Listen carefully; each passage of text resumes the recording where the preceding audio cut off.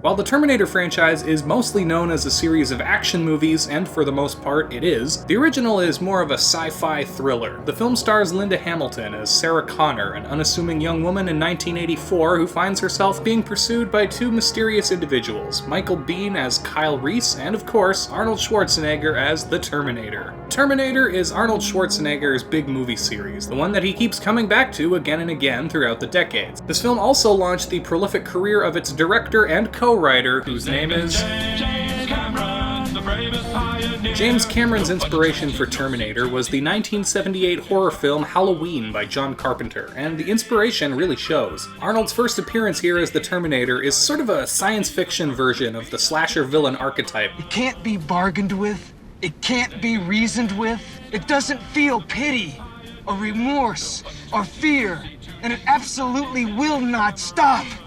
Ever! He's big, imposing, silent, moves slowly, and can take any punishment you throw at him, and he kills people, but he's especially obsessed with killing just one woman in particular, just like Michael Myers. In the Halloween movies, it's Laurie Strode, and in Terminator, it's Sarah Connor. The build-up throughout the first act is great, as we follow around these three characters. It's a race between Kyle Reese and the Terminator to find Sarah, who's just going about her day. The Terminator kills several different women who are also named Sarah Connor, since it doesn't know what she looks like or where she lives, and this pattern of deaths understandably spooks our Sarah when it's reported on the news, especially when she notices that Kyle is following her. Everything converges in this nightclub, and that's when the movie really gets going. It's kind of hard to imagine nowadays, in a world where Terminator has had sequel after sequel after sequel and been parodied to death in pop culture, but the way this film unfolds, if you'd never seen or heard of it before, you, like Sarah, would have no idea what was going on until Kyle finally explains everything in the second act. Of course, by now, everyone knows the story. It turns out that the Terminator is a cybernetic hitman who's been sent back in time from the far-flung future of 2029 to kill Sarah because her unborn son, John Connor, will eventually become the leader of the human resistance in a war against the machines. Kyle Reese, one of John's most trusted soldiers, has also been sent back in time to protect Sarah. From this point on, most of the emphasis is placed on these two characters, watching them bond and eventually fall in love as they try to stay one step ahead of the Terminator. They've got some good chemistry, and you totally believe their relationship. The most interesting character is Sarah. She starts off the film as the most typical mid-80s young person imaginable. Even her name is fairly generic sounding. She's kind of a klutz, she can't catch a break at work, her boyfriend stands her up on date night, she's got everyday problems just like anybody else. But then, after being told that she's going to be the mother of the savior of mankind, she begins to get a lot tougher, and by the end of the movie, she's become kind of a badass. You're talking about things that I haven't done yet in the past tense.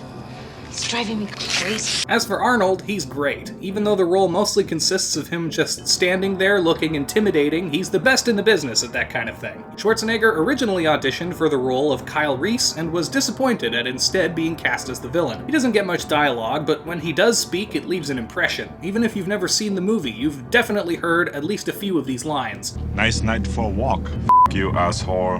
Get out. I'll be back. There's also these two police detectives played by Paul Winfield and Lance Henriksen, who we cut back to every so often during the first half of the film. These two are hilarious. They're the types of guys who might have been the main characters if this were a different genre, as if the movie keeps stumbling into buddy cop territory. The coffee's 2 hours cold. I put a cigarette out in it. Well, how do I look? Like shit, boss.